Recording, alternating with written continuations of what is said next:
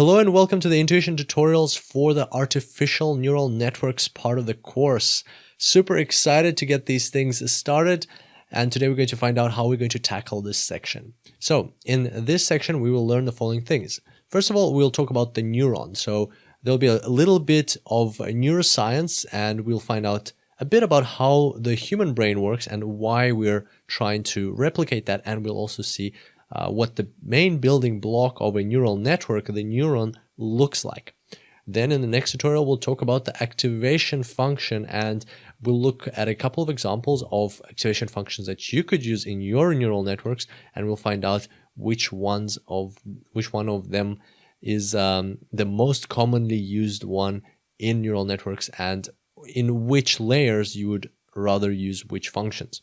Then we'll talk about how neural networks work. So in contrast to what you would expect and what is probably conveyed in other courses and tutorials, we're not going to go into the learning. We're actually going to go into the working of the neural networks first, because that way, by seeing a neural network in action, that will allow us to understand what we're aiming towards, what our goal is. So here we'll look at an example of a neural network. We're going to look at a very simplified hypothetical example of a neural network working to predict housing prices, so basically real estate prices. And by looking at that example, we'll understand better exactly what we're aiming towards and what we want to achieve in the end. And then we will move on to understanding how neural networks learn, because that way we'll be more prepared for what's coming.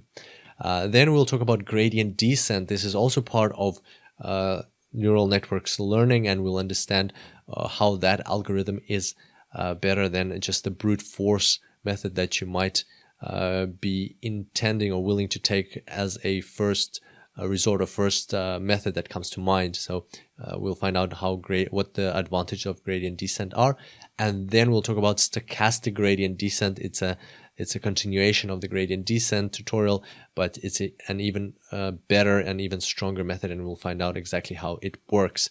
And finally, we'll wrap things up by mentioning the important things about backpropagation and summarizing everything in a step-by-step set of instructions for running your artificial neural networks.